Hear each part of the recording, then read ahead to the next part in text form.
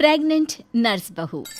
सुषमा की बहू विनीता एक हॉस्पिटल में नर्स थी, लेकिन उसे डॉक्टर से भी ज्यादा नॉलेज थी। हॉस्पिटल में सब विनीता की तारीफ किया करते थे। सुषमा का बेटा यानी कि अंकित अपनी बीवी विनीता से बहुत प्यार करता था और उसे अपनी पत्नी की काबिलियत पर बहुत भरोसा था। धीरे धीरे वक्त गुजरता गया और शादी के 8 महीने बाद विनीता प्रेग्नेंट हो गई। मैं बहुत खुश हूँ। मेरा इकलौता बेटा है और अब इसका बच्चा इस दुनिया में आएगा। मैं दादी बन जाऊंगी। दादी मैं बता नहीं सकती मुझे कितना अच्छा लग रहा है। आपको खुश देखकर मैं भी बहुत खुश हूँ माँ। देखो बेटा, वैसे तो विनीता नर्स है, उसे अपने बारे में सब कुछ पता है, लेकिन फिर भी ना आजकल बच्चे पैदा करने में बड़ी परेशानी होने लगी है। उसे कहना कि वो अपना अच्छे से ख्याल रखे। अरे माँ, आप है ना, आपके रहते हमें चिंता करने की क्या ज़रूरत है। मैं तो अपनी बहू का बहुत अच्छे से ख्याल रखने वाली हूँ। उसे अच्छे से खिलाऊंगी पिलाऊंगी, तभी तो मेरा पोता या पोती एकदम हेल्दी पैदा होगा। कुछ दिनों के बाद सुबह के वक्त। अरे विनीता बहू, ये तुम क्या कर रही हो? कुछ भी तो नहीं मम्मी, अपना हेल्थ चेकअप कर रही हूँ। और क्या? लेकिन ये ब्लड प्रेशर की मशीन और ये तुम्हारे हाथ में इंजेक्शन कैसा है? अरे मम्मी जी, मैं अपना ब्लड प्रेशर चेक करके देख रही थी। प्रेग्नेंट होना और ऐसी हालत में ब्लड प्रेशर चेक करना बहुत ज़रूरी होता है।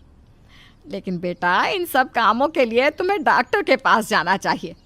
अपना चेकअप खुद करने की क्या ज़रूरत है? और ये इंजेक्शन किस लिए लाई हो? मम्मी जी, इससे मैं अपना ब्लड सैंपल लूँगी और हॉस्पिटल में जाकर अपना ब्लड चेक करवा लूँगी। अरे ऐसा भी कोई करता है भला? अपने खुद के हाथ से खुद का ब्लड सैंपल भी कोई निकालता है क्या? मम्मी जी, ये मेरा रोज़ का काम है, इसमें क्या है? मैं जब खुद से ये सब कर सकती हूँ तो किसी और से क्यों करवाऊँ? अच्छा ठीक है, जैसा तुम्हें सही लगे। कुछ दिनों के बाद सुषमा अपनी बहू को फिर से इंजेक्शन लगाते हुए देखती है और अंकित भी उस वक्त वहीं पर था। अरे विनीता, ये तुम क्या कर रही हो? तुम प्रेग्नेंट हो, इस तरह खुद को इंजेक्शन लगाने की क्या ज़रूरत है? अब तू ही समझा बेटा।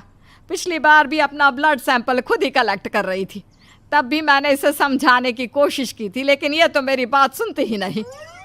अरे मम्मी जी, मैंने पहले भी कहा था ना, बड़े हॉस्पिटल में नर्स हूँ मैं, और क्या करना है क्या नहीं मुझे अच्छी तरह पता है।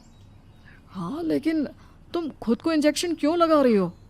अरे इंजेक्शन नहीं है, प्रेगनेंसी में कुछ वैक्सीन लगवाने होते हैं, बस वही लगा रही हूँ, और क्या। और फिर एक दिन रात को अचानक विनीता की तबीयत खराब हो जाती है।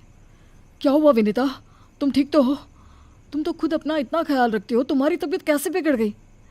पता नहीं अंकित, ऐसा लग रहा है कि वीकनेस हो रही है, बहुत कमज़ोर सा महसूस कर रही हूँ पिछले कुछ दिनों से।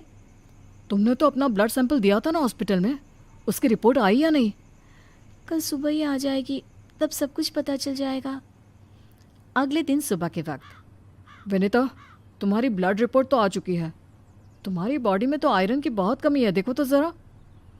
अरे हाँ, इसके हिसाब से तो मुझे ब्लड चढ़ाना चाहिए, वरना डिलीवरी के वक्त बच्चे को प्रॉब्लम हो सकती है। मैं एक काम करती हूँ, ब्लड चढ़वा लेती हूँ। ऐसा कैसे ब्लड चढ़वा लेती हूँ? पहले डॉक्टर से जाकर पता करो और हॉस्पिटल में जाकर ब्लड चढ़वाओ। ये सब काम बिना किसी डॉक्टर की सलाह के नहीं करने चाहिए। मम्मी जी, आप फिर से शुरू हो गई ना। क्या करना है क्या नहीं मैं अच्छे से जानती हूँ, मैं खुद कर लूँगी। और विनीता हॉस्पिटल से ब्लड की बोतल का इंतज़ाम करती है और खुद अपने ही हाथों से खुद को घर में रहकर ब्लड चढ़ा लेती है। अगले दिन। विनीता, अब तुम्हारी तबीयत कैसी है? देखो, मुझे पता था ब्लड चढ़ते ही मेरी सारी वीकनेस दूर हो जाएगी। मुझे बहुत अच्छा लग रहा है, एकदम ठीक हूँ मैं। कुछ दिनों के बाद विनीता की प्रेगनेंसी का 8वां महीना शुरू हो चुका था और एक दिन सुबह के वक्त विनीता अच्छे से तैयार होकर अपने कमरे से बाहर आती है। क्या हुआ विनीता, सुबह सुबह कहाँ जा रही हो?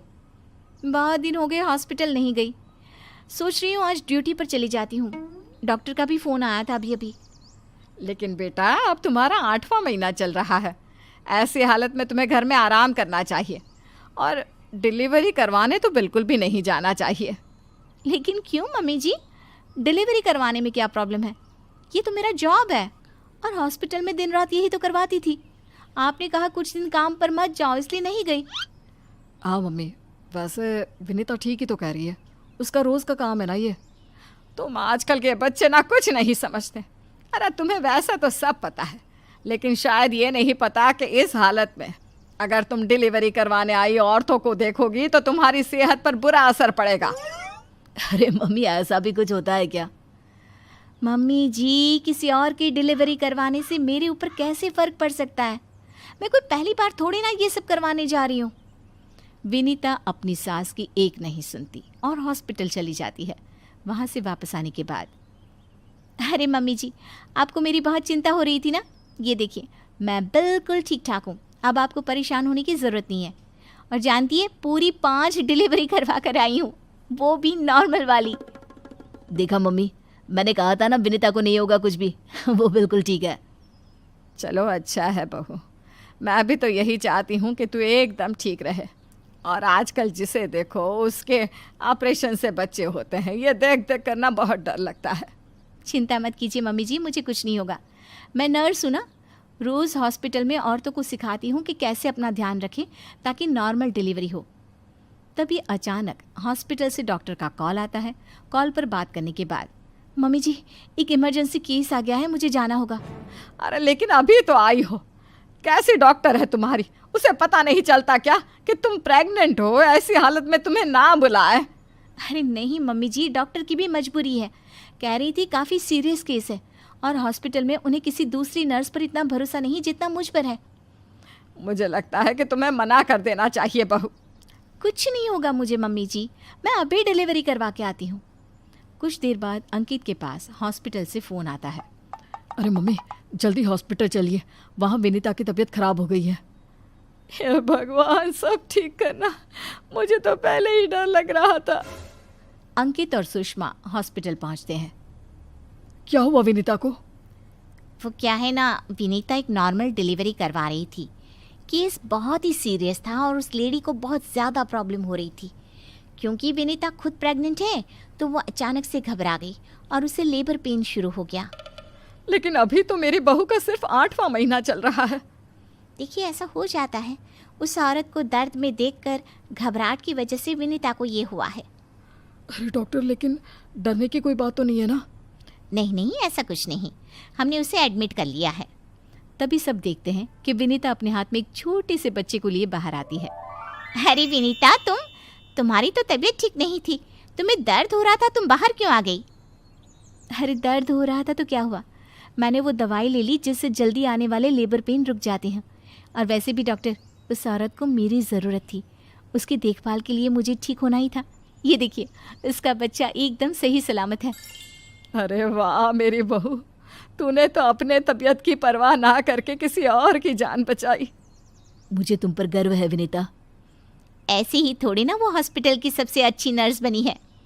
मैंने कहा था ना मम्मी जी, मैं नर्स हूँ, मुझे अपने से पहले दूसरों की तकलीफ़ दिखाई देती है और मैं पहले अपने मरीज़ों की जान बचाती हूँ, फिर खुद की।